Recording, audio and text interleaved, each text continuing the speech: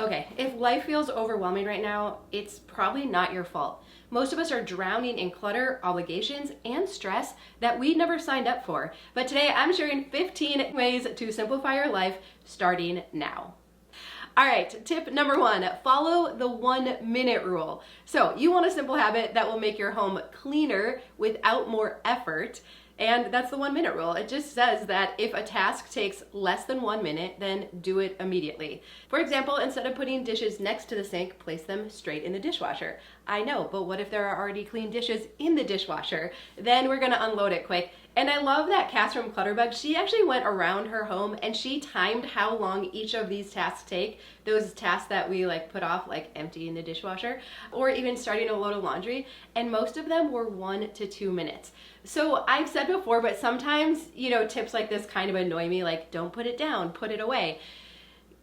But if we can start to introduce some of these, it is amazing the difference it makes. It's one of those things that it's actually a fairly small effort compared to the reward or the payoff from it. All right, tip number 2 is to control your phone before it controls you. I mean, chances are it's already controlling you, right? So here is a hack that is so important, and that is to turn off non-essential notifications. So man, it was over a year ago, I turned off email notifications on my phone. It is the best thing that I ever did. I told anyone that might email me something that could be kind of urgent or time sensitive, hey, I don't get those messages on my phone anymore, so you'll need to text me or call me if there is something that needs to be handled right away. Not a big deal. Do you know how many texts or calls I've gotten about urgent things? I don't know, 1 maybe in the last year. You don't need to always have all of these notifications interrupting you and your day, and especially if we have kids in the house, we have to be so aware of that, right? That we're not constantly looking at our watch or our phone. I also have it set that automatically at 9 o'clock at night, my phone automatically goes into sleep mode. So anyone that is going to text or call, they can see that and their texts or calls don't come through. And then in the morning at 5:30 when it goes off, it catches me up on everything that came in. Not like there's tons of things coming in through the night, right? But I can quickly see if there's anything that I missed. That has been awesome.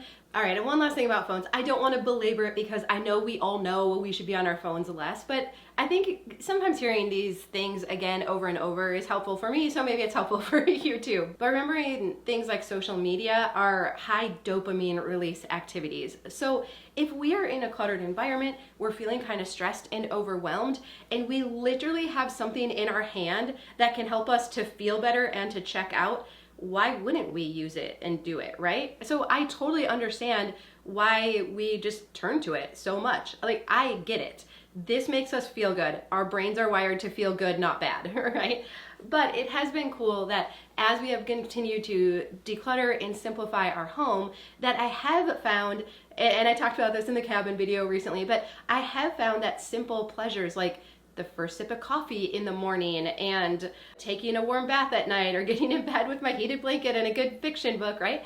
That those actually feel really good too. And you can get dopamine releases from cleaning and tidying and decluttering as well. Now those things, it's kind of hard for them to compete with our phone, honestly, because this releases so much dopamine. But I do want to encourage you that continuing to declutter your home can help you kick this habit as well. Oh my goodness, if you have thought about upgrading your mattress to a Helix, right now is the time to do it. With the President's Day exclusive partner offer, you are going to save 27% site-wide. So you can choose from any of the mattresses that they offer. They have over 20 varieties and you're going to save 27%. That's huge. And then you can start getting a really great night's sleep too. Now, Helix Sleep makes premium mattresses and bedding that are customized to fit your needs and conveniently shipped right to your door. Now, every body is different and Helix knows that, so they made a sleep quiz that matches your unique body type and sleep preferences to the perfect mattress for you. Now, personally, I am a side and stomach sleeper. I prefer my mattress just a little more on the firm side, and so I was matched with the Helix Dusk. But you should know that Helix has over 20 unique mattresses, including their award-winning Luxe and Ultra Premium Elite collections, the Helix Plus, a mattress designed for big and tall sleepers, and the Helix Kids mattresses, designed for growing bodies and endorsed by child and sleep and medical experts. And you also want to know too that if you tend to run a little warm while you're sleeping, they also have their Glaciotex cooling cover that is built right into your mattress.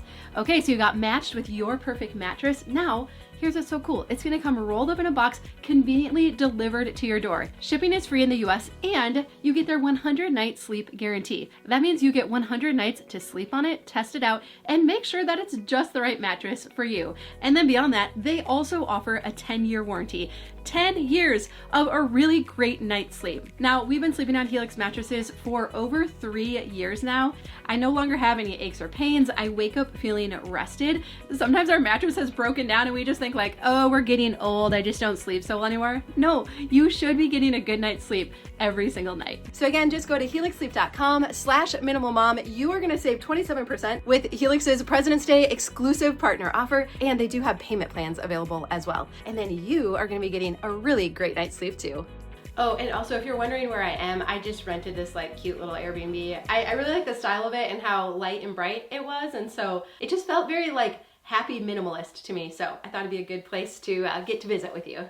All right, tip number 3 for a simpler, happier, more enjoyable life is to declutter clothes that don't fit or feel good. How many clothes in your closet make you feel bad about yourself? You have permission to let those go. Donate clothes that don't fit or don't make you feel confident. Say goodbye to fantasy self-clothing, you know, the, oh, one day I'll fit into this when I lose this weight or do this, then I'll wear it. No. We have to move this stuff out, and what you're gonna find is that it is so much less stressful and easier and faster to get dressed in the morning when you walk up to your closet and everything fits and is an option for your today body. You are worthy of that, and I really want that for you. Tip number 4 is to highly simplify your kitchen. Clear off the countertops. And really for many of us, the easiest way to get your whole entire house simplified is to start with the kitchen, because that's where the chaos begins. And so another way that I often say it is that your kitchen should serve your current season of life and cooking.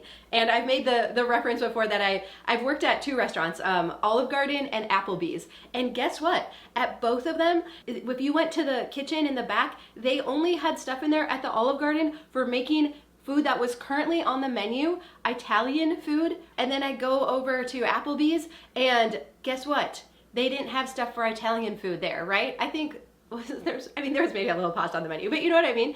The kitchens in the restaurants were set up for what was cooked and made there every single day. You didn't find stuff for baking and I don't know, all these other things that we think we might do, or the things you bought at the Pampered Chef party that you haven't actually used, right?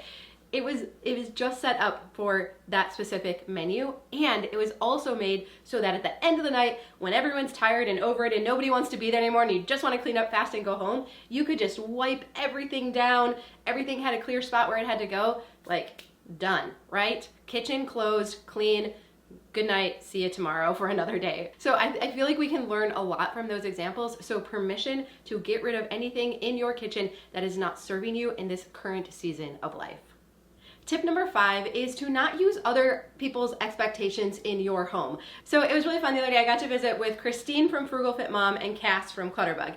And Christine was lamenting that the clean laundry makes it to her bedroom, but often it sits in laundry baskets and piles until she like gets up, you know, enough energy and she's like, I'm gonna be an adult today and I'm gonna put all my stuff away. And then she like puts on a show and takes a bunch of time to put everything away in her closet and where everything needs to go. And it was so funny because Cass was like, Christine, why don't you just make spots in your closet where laundry baskets can go and fit? She's like, this obviously isn't working for you. It's not a high enough priority for you to put away your clean clothes into their categories and their individual spots. So why not just have spots where you can come in with a clean laundry basket, put it in your closet, and be done with it? And it was just like, I'm just sitting there like, duh. Why do we think we have to use everyone else's systems? Like, clean clothes have to go into their individual categories. And, you know, I've loosened up a lot of like, you know, we don't fold a lot of things, you toss them into bins, especially the kids' clothes. But I just love this idea that if you don't right now in the season of life you're in, if you don't have the bandwidth or it's not important enough to put stuff exactly where it goes. So again, it's taking a fresh perspective on all the different areas of our house, looking at what's not working and finding kind of like an in-between solution instead of doing what we've always been trying to do. All right, number 6, I love this. Follow the rule of 2. Maybe this should have been rule number 2. The average American home has over 300,000 items, it's estimated, but you only use 20% of them. So the rule of 2 is to keep only 2 of each frequently used item per person. Mugs, towels, shoes, purses. And if 2 feels like a little extreme, you can start with 3. But there's something about just having some kind of rule or parameter, right? Because no one taught us. No one said, this is how many towels per person you should have, and this is how many sets of sheets per bed you should have, and this is how many pairs of shoes you should have, right? And we're just kind of like, I don't know, I just keep getting new stuff and I never move the old stuff out, and right? So I love this, the rule of 2. Now for me personally, I would try to go down to the rule of 1 and just having 1, but that might feel a little extreme right now. So I think 2 is a great place to start. Number 7 is to batch your life admin tasks. So designate 1 day a month to knock out errands, appointments, paperwork. And I was talking to Kim, one of our body doubling coaches in our membership group, and she was saying every Tuesday is Eat That Frog Day for her. And I'm like, I love that so much. And it was interesting because what I've learned about Kim, she's very much a night owl. She's like, I've tracked my energy. I am most productive at 9 o'clock at night, which I love about her. But she said, unfortunately, you can't make phone calls and make appointments and those kinds of things at 9 o'clock at night for most things, right? So she has dedicated Tuesdays for Eat That Frog Day. And similarly for us, there's 1 day a week where I'm running the kids around to co-op and whatnot. So that has become my errand day. So if I have to go to Costco or do Amazon returns or any other post office, any other kind of returns, that all happens on that day. That has been a game changer. And I just know now, like the night before, okay, get everything ready. If I have to do returns or anything, get it all ready, get it into the car. And I hardly ever miss a return window or anything like that anymore. And I know it takes a little discipline, a little extra bandwidth in the beginning to set these types of habits. But I'm telling you, once you get into the groove of that, it gets on autopilot and you will never go back. Okay, so number 10 is to have a meal plan. And I think, like, we all know we should have meal plans, but I think what I want to debunk here is the complexity of how we've been planning meals, because it's too much and that's why we don't stick to it. And so I would encourage you to have a very, very, very simple meal plan, again, that fits your season, and that we start with easy things. Like, you can have chicken nuggets and tater tots on Wednesday night because that's a busy night. You can have frozen pizza on Friday night. I think the problem is we often try to go from 0 to 60 with our meal plan. We go from we're not even meal planning at all, like, to I want to have healthy home cooked meals that my kids will actually eat every night. That's a big order, right? But let's take smaller steps towards that. Again, put chicken nuggets on it. Put, tacos and spaghetti and frozen pizza or frozen lasagna. Whatever is simple until you get in the habit of sticking with it. And then we just slowly start to swap things out, or we add, a veggie to the chicken nuggets, and we just start to make progress that way instead of trying to go from how we've been doing it to these super fancy healthy meals. None of us stick with that. All right, now number 11 is not for the faint of heart, I will say that, and that is to delete all of your old emails. So I would encourage you to go into your email and delete anything that is more than a year old. If you have a bunch of old emails that have piled up, just go in and delete them. Now, if you know for sure there's an important email in there, you can do a quick search, grab it, put it into a folder of like to keep or whatever, but chances are so slim that there are any emails in there that are over a year old that you need. And if there is anything important, it's come in again since then, or someone has found a different way to contact you, to get in front of you and to get that information. But similar to how we have to declutter our physical spaces, we have to declutter our digital spaces, because that kind of stuff hangs over our heads and it's not important enough. I think sometimes we think we like build up stuff like this, like emails, like, oh, but it's so important. Is it? If it's so important and it's over a year old, why haven't you done anything about it, right? It's probably not actually that important. So permission to go in, fresh slate, delete them all. Again, if there's something you know for sure you need in there, search for it. That's the great thing about email, is you can search for those things. But otherwise, go in, select all, delete, and move on with life. Number 12 is to remember that 5 minutes matters. Now, we talk about this a lot when it comes to tidying up your house, picking it up, and even decluttering tasks, just working on it for 5 minutes. But this mindset can apply to every single area of your life. And so we also talk about frog projects. It's from the book Eat That Frog. And the premise is that if you had on your task list today to eat a frog, you'd actually want to do it first thing in the morning and not let it hang over your head all day, right? And so we talk about frog projects all the time. And the best way to eat a frog is to break it down into 5-minute chunks. So whether it's taxes or phone calls you've been putting off, we just did in our membership group like National Frog Eating Week. And one of the tactics though that can be really helpful is to estimate how long you think that task is gonna take. And then from there, break it down into these 5-minute chunks. Often we have built it up in our head to be this big, huge, ugly toad that we have to eat. And it's not actually that bad. Now, no frog is ever like super tasty or enjoyable to eat, but it is amazing how once we get back into it, we do 5 minutes on it, all of a sudden it feels more doable and practical. So 5 minutes absolutely matters. Number 13 is to practice the 30-day rule to stop impulse buying. Again, this is kind of like up there with phones, like where we're like, I know.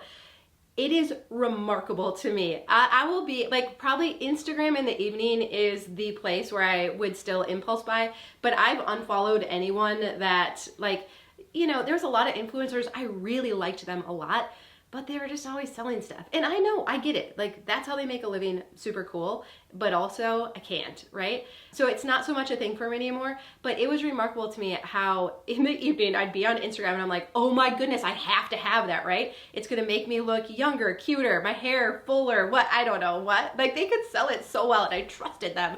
But it was remarkable to me how sometimes like if they didn't have PayPal or it just wasn't like an easy way for some reason, like my payment wasn't going through and I'd be like, all right, whatever, I'm not gonna do it. And I'd go to bed and I'd like wake up the next day, but I'd open my phone and like that window was still up and I'm like, Dawn, like why were you gonna buy that? You don't need that. Like look at past data. It probably was not gonna do the thing that you were thinking that it was gonna do, right? So if we can discipline ourselves, I don't even know that it has to be 30 days. It could be 24 hours, even 3 hours can sometimes create enough distance from it that then we really do know if we want it or not. But what else is cool about that is if we do wait a period of time before we buy something, we usually do feel pretty confident about it and that we do want it and it is gonna make our life better or easier. So it gives us really valuable data to work with. Again, it takes a little bit of practice, but I think you might be surprised that it's a lot easier to implement than what you might be thinking. And then tip number 4, we had to put this one in here, right? Is to be able to say no without guilt. I feel like this is becoming more acceptable now to say like, I'm so sorry, I would love to do that. I just don't have the capacity for it right now. You know, I'm kind of like, the word boundaries is getting kind of annoying to me. And I'm just like, even now when I hear that, I'm like, oh my gosh, like, yes, boundaries are important and all that, but I'm kind of like, feel like it's gone too far sometimes of like people protecting themselves or whatnot. I don't know. Am I the only one feeling that way? But also, it is important to be kind of protective of our time and not say yes to things just to please others. I did share at the beginning of the year, like my New Year's resolution is like, no more people pleasing. And it feels a little selfish, right? Especially when we have skills or time or something that we could be using to help someone, we know it would make their life easier. Most of us are empathetic and want to help others and do that. But I do feel like this did get easier as we decluttered our home. There was something about like telling the stuff in our house, like you're not controlling me anymore, right? That then also gave me more clarity on managing my calendar and commitments as well. So I feel like actually like all of these life hacks and tips in simplifying our life do get easier as we declutter our home. So just keep practicing it, right? And we'll still make mistakes. We'll sometimes still agree to something and get into it and be like, oh, I should have done that. So don't be too hard on yourself. Keep practicing it. But I do think decluttering our calendars in the same way we're decluttering our homes, I mean, is a huge game changer. And then last but not least, tip number 15 is to prioritize sleep, which again, we all know, but we don't make good decisions when we're not well rested. I mean, talk about impulse buying, not having the energy to clean or declutter. Everything feels harder when we're not rested. All of these things that we just talked about feel harder when we're not rested. And this has been something Diana and I have been talking a lot about. Because our for both of us, our sleep has been like up and down. And so we're like doing all the things like no screens, turn down the lights, have a consistent time you go to bed, have a consistent time you get up, no caffeine after like 11 o'clock in the morning.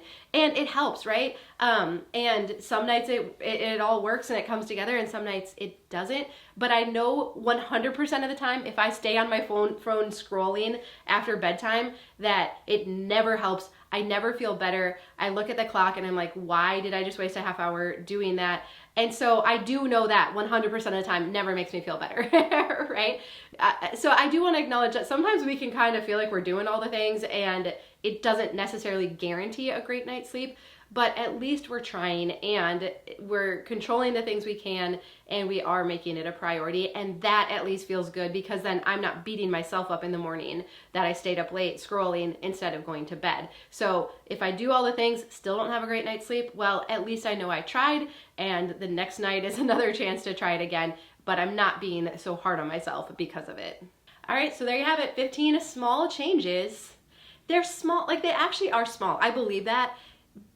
Not easy, take some intentionality, but again, I think the payoff is so much greater than the effort that goes into it. And I don't think we could implement them all at once, but I think as we just keep working this direction and trying to get them in more, it feels really good, and we come away feeling that we are more in control of our life and we are more proactive and not always being caught reacting.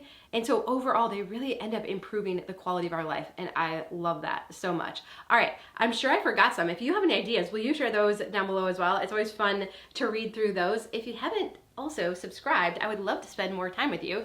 So that's helpful as well. And if you do need more help decluttering, you know we have you covered with that. So I'll put some playlists here of our long format decluttering videos as well as our minimalism back to basics series. So if you're a little bit newer to the idea of minimalism and you're like, why would anybody do that? Great question. If you go through that series, I believe I will fully convince you that you should get rid of all of your stuff too. So, all right, well, I love you. I hope you have a really good day, and I'll see you again soon.